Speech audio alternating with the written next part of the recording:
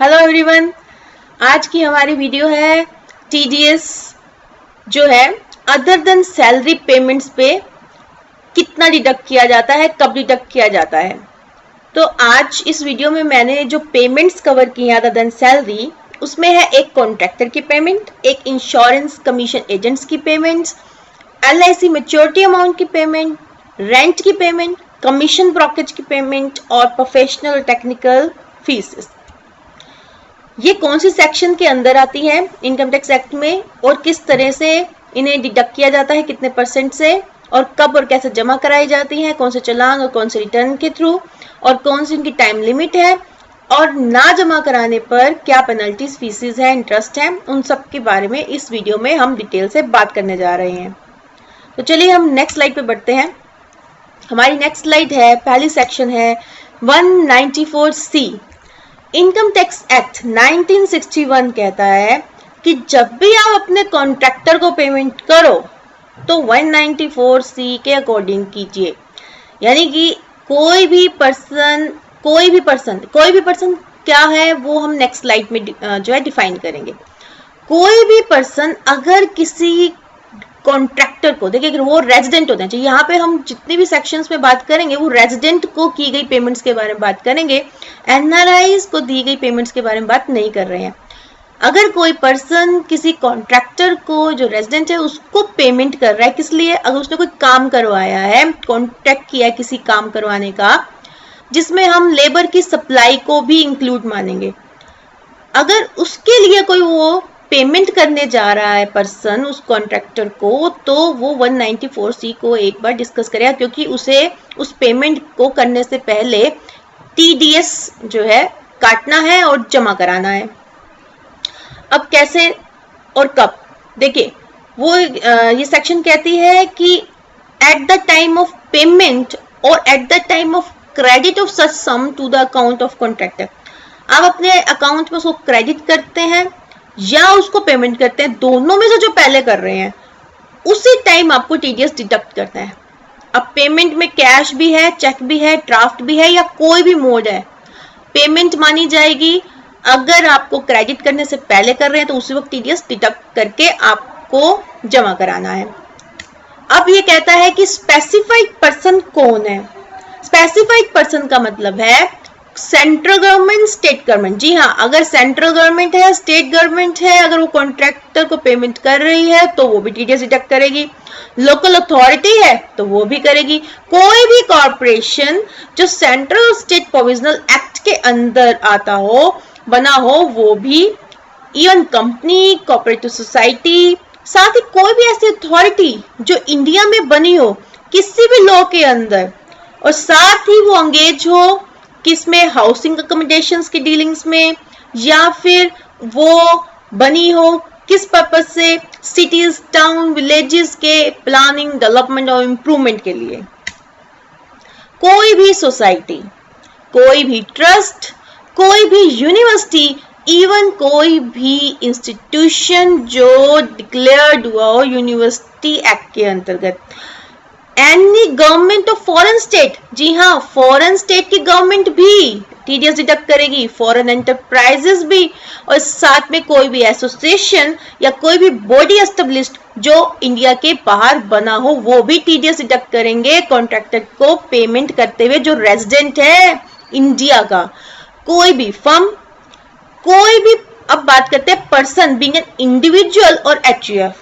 जब इंडिविजुअल और एचयूएफ की बात आती है, या फिर किसी एसोसिएशन ऑफ पर्सन और बॉडी ऑफ इंडिविजुअल्स की, तो पेमेंट टू कॉन्ट्रैक्टर करते हुए गवर्नमेंट ने ये ध्यान रखा है कि कई बार स्मॉल बिजनेस जो पर्सन होते हैं, ये जब कॉन्ट्रैक्ट लेते हैं तो टीडीएस की रिस्पॉन्सिबिलिटी इन पे डाली जाए ना डाली जाए, तो उन्होंने एक लिमिट लगाई कि अगर आप टैक्स ऑडिट के लिए रिस्पॉन्सिबल होते हैं अकॉर्डिंग टू सेक्शन 44AB तो ही आप टीडीएस काटिए, अदरवाइज मत काटिए। अब वो लिमिट क्या है, आपको याद हो तो, आपको ध्यान हो तो पता होगा कि 1 करोड़ रुपए से ऊपर का टर्नओवर बिजनेस में और 50 लाख रुपए से ज्यादा की रिसिप्ट प्रोफेशन में जिनकी होती है उनके लिए टैक्स ऑडिट करवाना कंपलसरी होता है। जो लिमिट इंप्रूव भी की गई है 5 करोड़ तक विद कंडीशन ऑफ जो है कैश की जो दी गई है, उनको पूरा करने पर 5 करोड़ की लिमिट 2021 से अप्लाई होती है। अब इसके बाद इन स्पेसिफाइड पर्सन की डिटेल के बाद हमारी नेक्स्ट स्लाइड है कि कॉन्ट्रैक्टर की पेमेंट के बारे में जब हम बात करते हैं तो सवाल एक और उठता है कि किस तरह की पेमेंट, किस तरह का कॉन्ट्रैक्ट का काम पे ही हमें टीडीएस डिडक्ट करना है। तो गवर्नमेंट ने वर्क जो करवाते हैं हम कॉन्ट्रैक्टर से, उसमें जो लिस्ट बनाई है वो ये है कि आप एडवर्टाइजिंग के कॉन्ट्रैक्ट हैं वो इंक्लूड होते हैं, ब्रॉडकास्टिंग टेलीकास्टिंग इंक्लूड होते हैं, साथ ही ब्रॉडकास्टिंग और टेलीकास्टिंग के लिए जो प्रोग्राम्स का प्रोडक्शन का कॉन्ट्रैक्ट होता है वो भी इसमें शामिल है।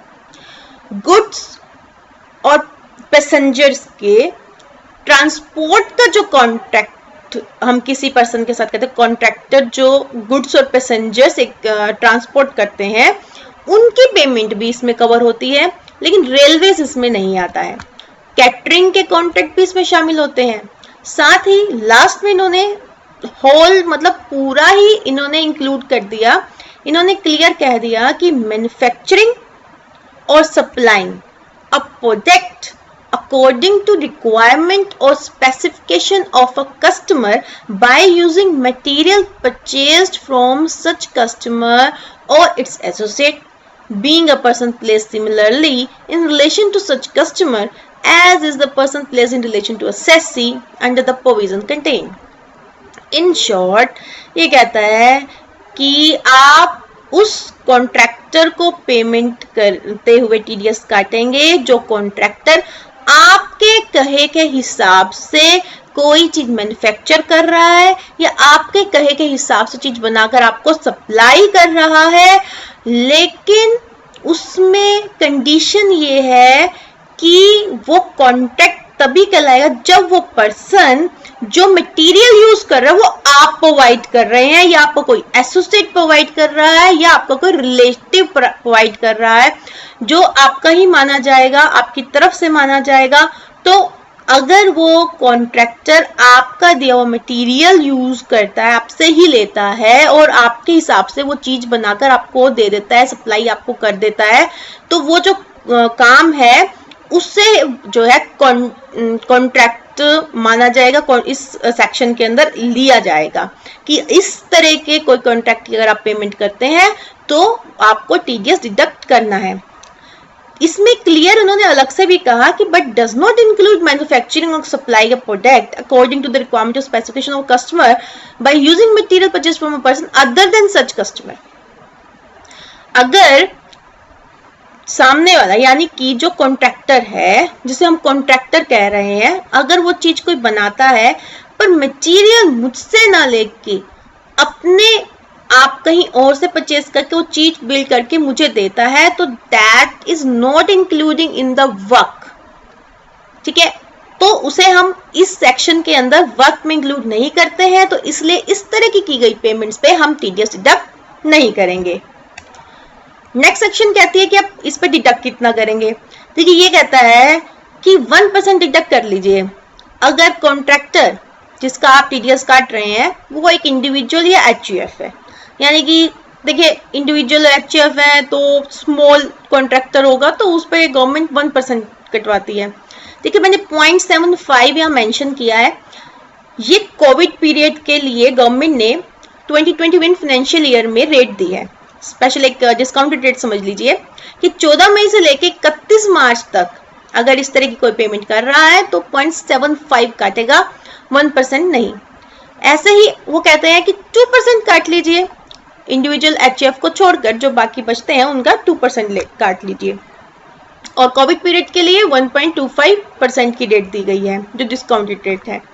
इसके अलावा इन्होंने मेंशन किया है कि अगर पैन देता है कॉन्ट्रैक्टर आपको तो ठीक है, आप ये जो रेट मेंशन की गई है इनके हिसाब से डिडक्ट कीजिए। अगर पैन अवेलेबल नहीं है आपके पास पार्टी का कॉन्ट्रैक्टर का तो आप 20% रेट पर टीडीएस डिडक्ट करेंगे।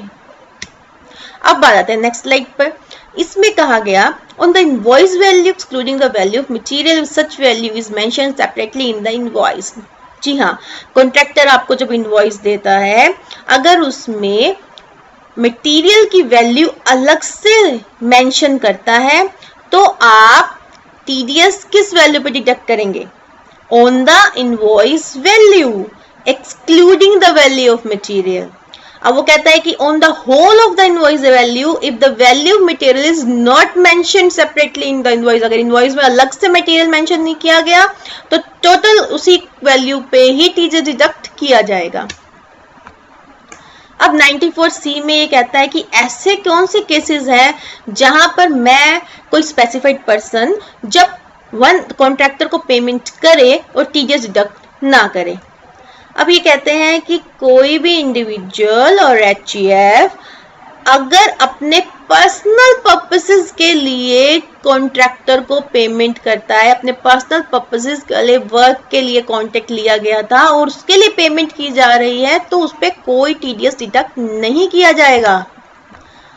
साथ ही ये कहा गया कि एक लिमिट भी बनाई गई कि अगर कॉन्ट्रैक्टर को पेमेंट आप साल में कर रहे हैं और वो 30,000 रुपए से कम की पेमेंट है तो भी आप ये बर्डन मत लीजिए, आप टीडीएस डिडक्ट मत कीजिए। यानी कि 30,000 रुपए से ऊपर की पेमेंट करें तो आप टीडीएस डिडक्ट कीजिए।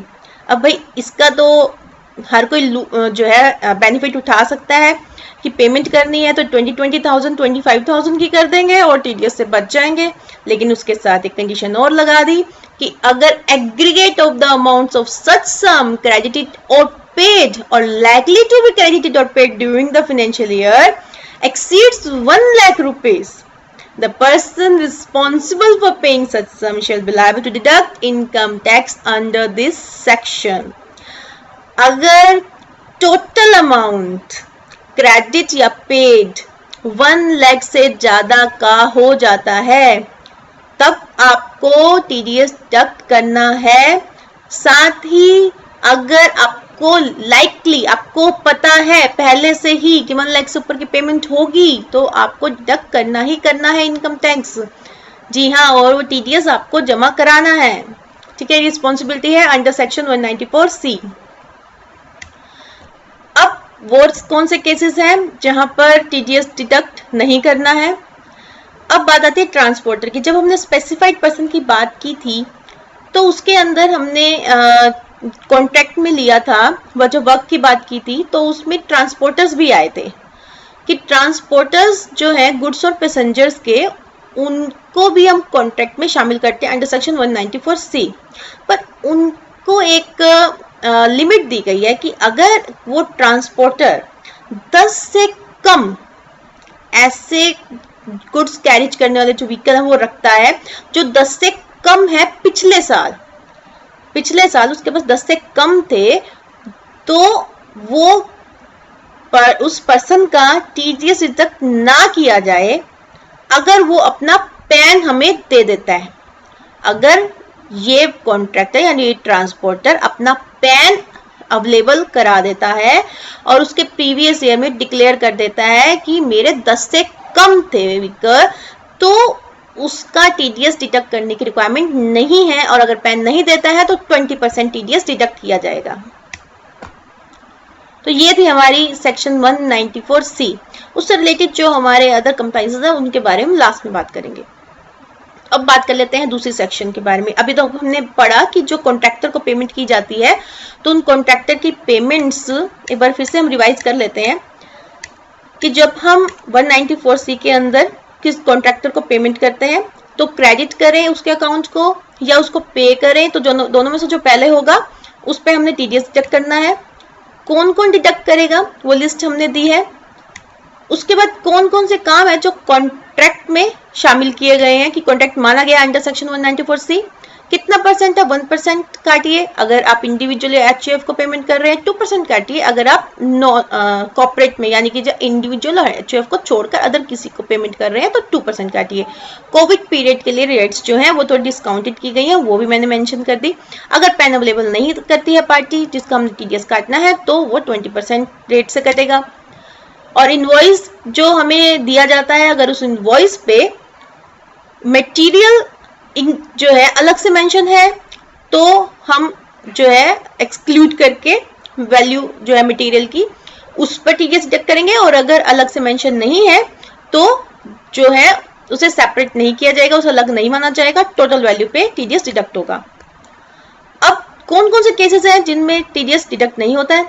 अगर इंडिविजुअल और एचजीओ अपने पर्सनल पर्पसेस के लिए कॉन्ट्रैक्टर को पेमेंट करते हैं तो टीडीएस डिडक्ट नहीं करेंगे, और अगर 30,000 से ज्यादा की पेमेंट नहीं है तो टीडीएस डिडक्ट नहीं करेंगे। लेकिन ध्यान रखना ये होगा कि एग्रीगेट वैल्यू जो है, एग्रीगेट जो पेमेंट है वो फाइनेंशियल ईयर की 1 लाख से ऊपर की नहीं होनी चाहिए, टीडीएस डिडक्ट तब करना पड़ेगा। ट्रांसपोर्टर जो है उसके लिए लिमिट है, अगर 10 से कम प्रीवियस ईयर में उसके व्हीकल्स हैं तो उसका टीडीएस हमें डिडक्ट नहीं करना अगर वो डिक्लेयर करता है विद पैन। अगर पैन नहीं देता है तो 20% डिडक्ट करेंगे। तो ये था 194C। तो अब नेक्स्ट सेक्शन जो है हमारी वो है section 194D of the income tax act. अब ये सेक्शन क्या कहती है?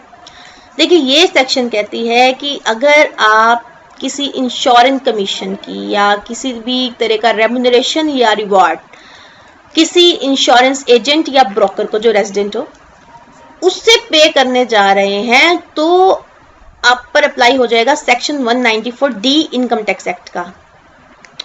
ये कहता है कि when is TDS deducted under section 194D, the deduction of tax of insurance commission under section 194D based on which of the following comes earlier। Same thing जो लास्ट सेक्शन में थी कि at the time of credit और at the time of payment जो भी earlier हो उसी time आपने टीडीएस डिडक्ट करना है। लेकिन टीडीएस डिडक्ट करने से पहले जो आपको लिमिट दी गई है कि अगर कमीशन 15,000 से ज्यादा का हो, जी हाँ, इफ मोर देन 15,000 तभी आपने टीडीएस डिडक्ट करना है, अदरवाइज नहीं करना। ठीक है, तो मैं कोई भी पर्सन हूँ, स्पेसिफाइड पर्सन हूँ, और मैंने किसी का भी जो है किसी भी इंश्योरेंस एजेंट को उसका कमीशन देना है या ब्रोकरेज देना है या रेम्यूनरेशन या रिवार्ड किसी भी रूप में देना है इंश्योरेंस से रिलेटेड, तो 15,000 की पेमेंट से ज्यादा है तभी टीडीएस डिडक्ट करना, अदरवाइज नहीं करना है। हाँ, आप इससे बच सकता है अगर इंश्योरेंस एजेंट जो है अगर टीडीएस नहीं कटवाना चाहता है तो एक डिक्लेरेशन दे सकता है 15G या 15H। 15G आप सबको मालूम ही होगा कि एज बिलो 60 इयर्स के लिए जो इंडिविजुअल है वो 15G फॉर्म देता है डिक्लेरेशन में, और जो मोर देन 60 इयर्स लोग होते हैं सीनियर सिटीजन वो 15H में डिक्लेरेशन देते हैं ताकि उनका टीडीएस डिडक्ट ना किया जाए। अब 94D में कहते हैं कितना % काटना है, तो ये काटना होता है हमें 5%, और कोविड पीरियड में ये डिस्काउंटेड रेट दी गई है गवर्नमेंट द्वारा हमें 14 मई से 31 मार्च तक 3.75%। डोमेस्टिक कंपनीज का डिडक्ट करना होता है 10%, लेकिन इनके लिए कोई भी रियायत नहीं दी गई है कोविड पीरियड में।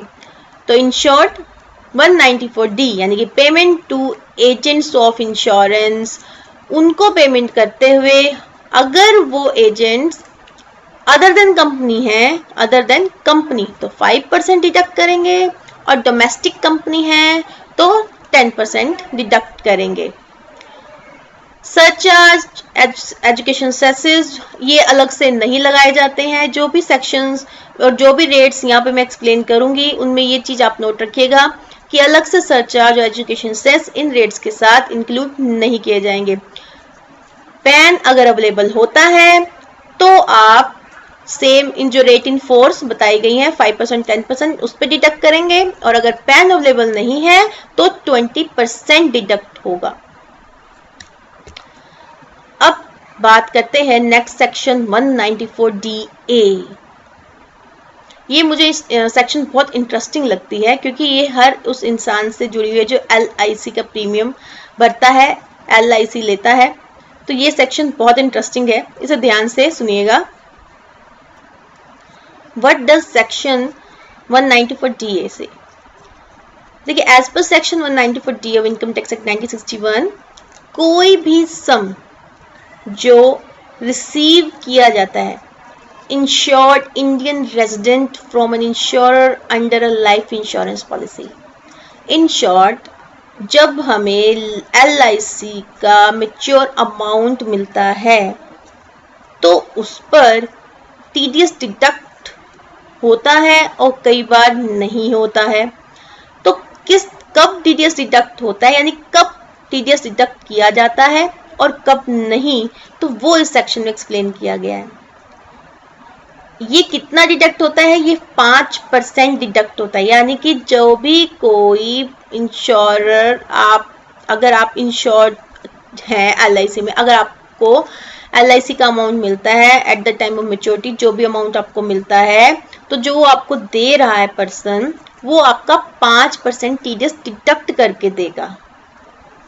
और कोविड पीरियड में डिस्काउंटेड रेट चल रही है 3.75, यानी कि 14 मई से लेकर 31 मार्च तक गवर्नमेंट कहती है 5% की जगह 3.75% ही डिडक्ट किया जाएगा। अब एक्सप्लेन करते हैं कि ये है क्या। 90I से पहले 194 DA में आपको एक चीज और बता दूं, इस सेक्शन के अंदर देखिए, ये सेक्शन हमें एक चीज बताती है कि LIC लेते वक्त 2 चीजों का ध्यान जरूर रखिएगा। एक, जो हम प्रीमियम भरते हैं हर साल, ATC में उसका हम डिडक्शन क्लेम करते हैं, लेकिन उस प्रीमियम को भरते हुए एक लिमिट दी जाती है कि जो सम एश्योर्ड है उसके 10% तक का ही प्रीमियम हमें अलाउड होता है डिडक्शन के लिए। तो साथ ही ये सेक्शन एक चीज और बताती है कि जब भी आप LIC लें तो ध्यान रखिएगा कि अगर आपका सम एश्योर्ड आपके भरे जाने वाले प्रीमियम के 10 गुना से, यानी 10 टाइम से ज्यादा का है, तो ही जो मैच्योरिटी होने पर आपको अमाउंट मिलेगा उस पर आपका TDS नहीं काटा जाएगा। अगर आपका sum assured less than 10 time of premium paid है, तो जब आपको मैच्योरिटी पे अमाउंट मिलेगा वो TDS डिडक्ट होकर ही मिलेगा। जो सिंगल लाइफ इंश्योरेंस पॉलिसीज होती हैं, जो सिंगल टाइम प्रीमियम वाली होती हैं, उन केसेस में आप जो है आप देख सकते हैं, नोट करेंगे कि उनके मैच्योरिटी अमाउंट हमेशा TDS कट कर मिलते हैं, क्योंकि सिंगल अमाउंट इंश्योरेंस प्रीमियम जो हम भरते हैं तो सम एश्योर्ड 10 टाइम से कम का होता है, जो इस कंडीशन को पूरा नहीं करता है, जिस वजह से मैच्योरिटी अमाउंट पे TDS डिडक्ट होता है। लेकिन जो प्रीमियम हम भरते हैं, अगर मान लीजिए 10,000 रुपये का प्रीमियम हम सालाना भरते हैं और हमारा जो मैच्योरिटी है, सम एश्योर्ड अमाउंट है, उस प्रीमियम का 10 गुना है, तो हमें हमारे मैच्योरिटी अमाउंट के मिलने पर TDS डिडक्ट नहीं किया जाएगा। यही इस सेक्शन का कहना है, और बाकी जो रेट है वो 5% की है। नेक्स्ट सेक्शन है हमारी section 194I income tax act 1961। ये सेक्शन जो है TDS के बारे में बताती है कि आपको जब रेंट की पेमेंट करें तो आप कितना TDS डिडक्ट करेंगे और किस पर और कैसे। 194I, any person who is responsible for paying to a resident any income by way of rent। तो फिर से हर सेक्शन में बार बार रिपीट किया जा रहा है, एनी पेमेंट टू रेजिडेंट, कोई भी पर्सन हो लेकिन रेजिडेंट होना चाहिए, तभी आप इस सेक्शन में कवर होते हैं। At the time of credit of such income और at the time of payment thereof in cash, जो भी आप इनमें से पहले करें, क्रेडिट करें या पेमेंट करें, आपको TDS डिडक्ट करना है, विच एवर इज अर्लियर। कितना करना होता है, देखिए आपको करना है 2% अगर आप मशीनरी और प्लांट इक्विपमेंट्स का रेंट दे रहे हैं, और कोविड पीरियड के लिए 1.5% है। 10% डिडक्ट करेंगे अगर आप लैंड और बिल्डिंग यूज करते हैं, उनका रेंट देते हैं, या फर्नीचर और फिटिंग्स यूज करते हैं, उनका रेंट देते हैं। कोविड पीरियड के लिए डिस्काउंटेड रेट चल रही है आपकी 7% 14 मई से 31 मार्च 21 तक। अब रेंट होता क्या है, देखिए रेंट या फिर बात करें एडवांस रेंट, कोई भी पेमेंट होती है जो इन लिस्ट में से यूज की हुई चीज के लिए आप सेपरेट या इकट्ठी पे कर रहे हैं। लैंड यूज कर रहे हैं, बिल्डिंग यूज कर रहे हैं, जिसमें फैक्ट्री बिल्डिंग भी आ जाती हैं, लैंड अपार्टमेंट किसी बिल्डिंग का यूज कर रहे हैं, machinery plant equipment furniture fitting कुछ भी आप इसमें से यूज करते हैं, उसके लिए पेमेंट करते हैं, रेंट पे लेते हैं, तो ये आपकी जो पेमेंट है 194 सेक्शन जो है 194I सेक्शन में कवर हो जाती है। इसकी पेमेंट करते हुए आपको TDS डिडक्ट करना है। कितना करना है वो पहले मैंने आपको एक्सप्लेन किया है। अब इसमें नोट करने वाला पॉइंट एक ये है कि अगर जो लैंडलॉर्ड है सिक्योरिटी या एडवांस पेमेंट लेता है और वो ये कहता है कि रिफंड कर दूंगा मैं जब आप खाली करेंगे, जो भी आप बिल्डिंग प्लॉट जो भी आप यूज कर रहे हैं थिंग्स, वो अगर आप खाली कर देंगे या वापस रिटर्न कर देंगे तो मैं आपको सिक्योरिटी एडवांस पेमेंट रिफंड कर दूंगा। तो इस तरह की जो एडवांस पेमेंट सिक्योरिटी होती है इनकी पेमेंट करते हुए आप टीडीएस डिडक्ट नहीं करेंगे। What is the exemption limit for TDS on rent? The TDS on rent is not required to be deducted if aggregate amount during the financial year doesn't exceed 2,40,000। जी हाँ, ये एक और रियायत है। अगर हम रेंट पे कर रहे हैं और वो साल का 2,40,000 रुपए से ज्यादा का नहीं है तो हम TDS डिडक्ट नहीं करेंगे। TDS is not deductible under section 194I if rent is paid and payable to government agency। चलिए 3 चीजें तो और क्लियर होगी कि TDS हमने कब कब नहीं काटना है रेंट पे करते हुए। एक, अगर ऐसा सिक्योरिटी एडवांस पेमेंट हम रेंट के नाम से दे रहे हैं पर जो हमें रिफंडेबल है तो उस पर हमने TDS डिडक्ट नहीं करना है। पेमेंट साल की 2,40,000 से ज्यादा की नहीं बनती है तो TDS डिडक्ट नहीं करना है। किसी गवर्नमेंट एजेंसी को पे करना है रेंट तो भी TDS डिडक्ट नहीं करना है। चलो, गवर्नमेंट ने इतनी तो रियायत हमें दी है। अब ये कहते हैं कि एज पर सेक्शन 194 IB, जी हाँ, एक सेक्शन और है जो मैंने मेंशन इन स्टार्टिंग नहीं की थी। 194 सेक्शन 194 जो आई हमने पढ़ी उसमें उन इंडिविजुअल्स और HUF को फ्री रखा गया TDS डिडक्ट करने से जो लायबल नहीं होते ऑडिट कराने के लिए। लेकिन 194 IB सेक्शन ने उन पर्संस को भी इंक्लूड कर लिया कि वो इंडिविजुअल्स और HUF जो टैक्स ऑडिट कराने के लिए लायबल नहीं है, अगर वो रेंट पेड करते हैं पर मंथ का 50,000 रुपए से ज्यादा का किसी भी लैंड बिल्डिंग के लिए तो वो लायबल हैं 5% TDS डिडक्ट करने के लिए। अब इसलिए जो 50,000 रुपए की लिमिट है इसके लिए एक एग्जांपल लेते हैं। मान लीजिए मिस्टर ए पेमेंट करते हैं 1 लाख रुपए पर मंथ की मिस्टर बी और मिस्टर सी के जो ओनर्स हैं, जिसमें से मिस्टर बी को पे करना है उन्होंने 70,000 पर मंथ और मिस्टर सी को पे करना है 30,000 पर मंथ। तो यहाँ पे कंफ्यूजन ये हुआ कि 70,000 और 30,000 जो दोनों को हमने पे करने हैं तो क्या सिर्फ बी को ही वो TDS पे करे या सी का भी 30,000 में से लेस करे। तो 194 IB ने इसको क्लियरली एक्सप्लेन किया है कि जब मिस्टर ए मिस्टर बी को पेमेंट करेंगे 70,000 की विच इज मोर देन 50,000 तभी वो TDS डिडक्ट करेंगे। लेकिन मिस्टर सी को जब वो पेमेंट कर रहे हैं 30,000 की, इट इज लेस देन 50,000 तो इनके पेमेंट में TDS डिडक्ट नहीं करेंगे। यही एक इंटरेस्टिंग पॉइंट था वो सेक्शन 194 IB का। अब सेक्शन 194H देखिए, सेक्शन 194H ये कहती है कि अगर आप कमीशन या ब्रोकरेज दे रहे हैं किसी भी रेजिडेंट पर्सन को, अब यहाँ पे कौन दे रहा है, देखिए ये यहाँ पे अलग से मैंने एक्सप्लेन फिर से किया है कि इसमें वो पर्सन शामिल नहीं होंगे जो टैक्स ऑडिट के लिए लायबल नहीं है, वो TDS नहीं डिडक्ट करेंगे अंडर सेक्शन 194H। और इसके अंदर जिस कमीशन और ब्रोकरेज की बात हो रही है इसमें इंश्योरेंस कमीशन को हम इंक्लूड नहीं करेंगे क्योंकि वो अलग से सेक्शन 194D में एक्सप्लेन हो चुका है। तो फिर ये कमीशन और ब्रोकरेज है कौन सी? देखिए, कमीशन है आपकी जो गुड्स हैं, आपकी सर्विसेज हैं, उनको खरीदने के लिए, उनको बेचने के लिए आप कितने ही कमीशन एजेंट्स रखते हैं, आप एसेट्स, प्रॉपर्टी, मशीनरी एक्सेट्रा खरीदने के लिए कितनी ही ब्रोकरेज देते हैं। तो ये उनके बारे में है कि 194H सेक्शन ये कहती है कि जो आपने कमीशन इंश्योरेंस से रिलेटेड 194D सेक्शन के अंदर जो कवर है उसको छोड़ के जो आप कमीशन और ब्रोकरेज देते हैं उसकी जो पेमेंट करेंगे उस पे जो TDS डिडक्ट होना है वो सेक्शन 194H के अंदर ही कवर हो। अब रेट क्या होगी?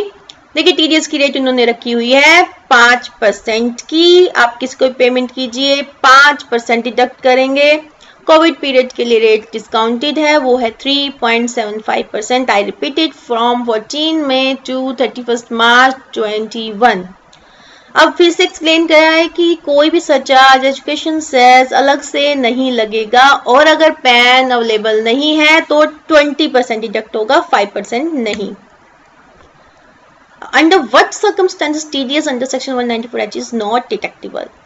देखिए यहाँ पे एक लिमिट है, ये कहते हैं कि अगर 15,000 से ऊपर की पेमेंट है तभी डिडक्ट कीजिए, अदरवाइज रहने दीजिए। कमीशन ब्रोकेज किसी को देते हैं, 15,000 से ऊपर की पेमेंट है तो आपको टीडीएस डिडक्ट करना है, अदरवाइज नहीं करना। कितना करना है आपको? 5% करना है। कोविड पीरियड में आपको 3.75% करना है। पेन अवेलेबल है तो ये वाली रेट अप्लाई होगी, नहीं तो 20%।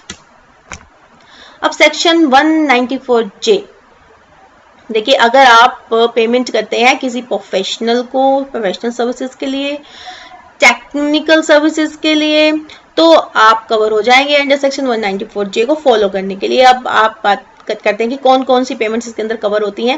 देखिए प्रोफेशनल फीसेस, प्रोफेशनल फीसेस के अंदर lawyer, doctor, engineer, architect, chartered accountant, interior decorators, advertisers सब इसमें शामिल हो जाते हैं। फीसेस टेक्निकल सर्विसेज में शामिल होते हैं, जैसे मैनेजरियल, टेक्निकल कंसल्टेंसी सर्विसेज, वो टेक्निकल सर्विसेज में शामिल होता है।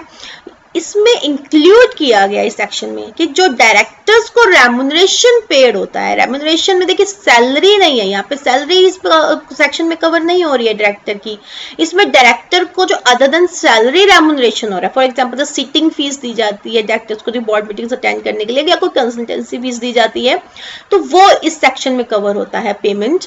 रॉयल्टी की पेमेंट भी इन्होंने इस सेक्शन के अंदर ही कवर कर दी है। साथ ही नॉन कम्पीट फीसेस भी 194J सेक्शन में। देखिए नॉन कम्पीट फीसेस मतलब है कुछ इस तरह की फीसेस जैसे किसी को दी जाए कि आप कोई बिजनेस ऑफ प्रोफेशन है, फॉर द स्पेसिफाइड टाइम के लिए आप मत कीजिए, या फिर आप बिजनेस ऑफ प्रोफेशन जो कर रहे हैं इस जियोग्राफिकल बाउंड्रीज के अंदर आप मत कीजिए, या फिर कोई ऐसी टेक्निकल नॉलेज जो आपके पास है, ये नो हाउ है आपके पास, तो उसको जो है आप शेयर मत कीजिए। इसके लिए जो फीसेस दी जाती हैं, पेमेंट की जाती है, वो पेमेंट्स भी कवर हो जाती है अंडर सेक्शन 194J। अब इसके लिए लिमिट क्या है? देखिए अगर आप इस तरह की कोई भी पेमेंट करते हैं, तो अगर आप 30,000 रुपए से ऊपर की पेमेंट करेंगे तभी टीडीएस डिडक्ट करेंगे, अदरवाइज आपको टीडीएस डिडक्ट करने की रिक्वायरमेंट नहीं है। लेकिन डायरेक्टर के केस में कहता है कि डायरेक्टर को आप कितनी भी पेमेंट करो, इवन 10,000 की करो, 5,000 की करो, आपको टीडीएस डिडक्ट करना ही करना है। तो इसमें भी वही कंडीशन है कि एक्चुअल पेमेंट और at the time of credit whichever is earlier आपको टीडीएस डिडक्ट करना है। अब ये कह रहा है कि any person individual achieve liable tax audit is responsible to paying to resident in some by way of, यानी कि इसमें भी वही स्पेसिफाइड पर्संस है, जिसमें इसमें वही इंडिविजुअल अचीव शामिल के होंगे, वही डिडक्ट करेंगे जो टैक्स ऑडिट के लिए लाइबल होंगे। कितना डिडक्ट करेंगे? देखिए ये करेंगे 10%। लिमिट कितनी है इनके लिए? 30,000, और इन्होंने इनका डिडक्ट कितना करना है? 10%। कोविड पीरियड के लिए जो रिलैक्सेशन दिया गया है वो है 7.5% रेट से डिडक्ट किया जाएगा, और साथ ही अगर पेन अवेलेबल है तो 20% नहीं काटा जाएगा, जो 18(4) से ही काटा जाएगा। ठीक है, और एक और टेक्निकल सर्विसेज के लिए भी इन्होंने कहा है कि रेट जो है अगर आप पेमेंट करते हैं टेक्निकल सर्विसेज की अगर आप पेमेंट कर रहे हैं तो आप 2% डिडक्ट करेंगे, और कोविड पीरियड के लिए वो 1.5% है, और पैन अवेलेबल हो जाता है तो ठीक है, नहीं तो 20% डिडक्ट करेंगे। अब इन सब सेक्शंस की जब हम टीडीएस डिडक्ट करते हैं, इन सब पेमेंट्स में से जब हम टीडीएस जो हमारे पास है उसको जब हमने जमा कराना है तो हम कौन से चालान का यूज करेंगे? उसके लिए हमारा चालान है ITNS 281। टाइम लिमिट जो है इस चालान को जमा कराने की वो है मंथ के एंड पर नेक्स्ट मंथ के 7 डेट तक, यानी कि 7 डेज के अंदर। महीना खत्म होते ही, जिस महीने की आपने टीडीएस डिडक्ट किया है, जिस महीने किया है, उस महीने के खत्म होते ही 7 दिनों के अंदर अंदर जमा कराना है। और in the case of March month, अगर ये महीना मार्च का जिसमें आपने डिडक्ट किया है तो आपके लिए ड्यू डेट बनती है 30 अप्रैल की। अब सर्टिफिकेट के बारे में बात करते हैं। जैसे सैलरी के केस में हमने बात की थी, कि जो फॉर्म है 16 इशू किया जाता है एज अ सर्टिफिकेट कि हम जो एम्प्लॉयर है उसने टीडीएस डिडक्ट किया है और जमा कराया है। तो इसी तरह से जो डिडक्टर है वो फॉर्म 16A इशू करेगा कि अब, लेकिन यहाँ पर जो फॉर्म 16A है वो इशू किया जाता है क्वार्टरली। सैलरी में वन टाइम इशू किया जाता है at the end of year, लेकिन यहाँ पर क्वार्टरली इशू किया जाता है बाय द डिडक्टर्स। तो ये जो टाइम लिमिट्स है कि कब तक इशू कर देना है आफ्टर एंड ऑफ क्वार्टर, तो उसके बारे में यहाँ पर डेट बताई गई है कि अप्रैल से जून का क्वार्टर खत्म होता है, यानी फर्स्ट क्वार्टर खत्म होता है। तो अगर आप जो है नॉन गवर्नमेंट डिडक्टर है तो 30 जुलाई तक आपके लिए डेट है। अगर आप गवर्नमेंट डिडक्टर है तो 15 अगस्त की डेट है। इसी तरह से जो सेकंड क्वार्टर है उसके लिए नॉन गवर्नमेंट वालों के लिए डेट 30 अक्टूबर है और गवर्नमेंट डिडक्टर के लिए डेट 15 नवंबर है। और थर्ड क्वार्टर के लिए जो डेट है, ड्यू डेट है इस सर्टिफिकेट को इशू करने की, तो नॉन गवर्नमेंट वालों के लिए 30 जनवरी है और गवर्नमेंट डिडक्टर के लिए ये डेट और ज्यादा यानी कि नेक्स्ट मंथ 15 फेब तक है। और लास्ट क्वार्टर के लिए ये डेट नॉन गवर्नमेंट वालों के लिए 30 मई है और गवर्नमेंट डिडक्टर के लिए ये डेट 15 जून, यानी गवर्नमेंट डिडक्टर्स को ये डेट थोड़ी सी ज्यादा दी गई है इशू करने के लिए।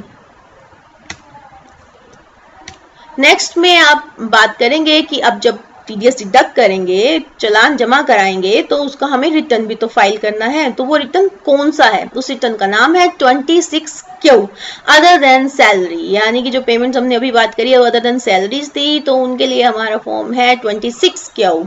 तो अब ये जो जमा कराना होता है हमें क्वार्टरली, और इसकी जो ड्यू डेट्स हैं वो इस तरह से हैं, फर्स्ट क्वार्टर की 31 जुलाई तक, सेकेंड क्वार्टर की 31 अक्टूबर तक, थर्ड क्वार्टर की 31 जनवरी तक और लास्ट क्वार्टर की 31 मई तक।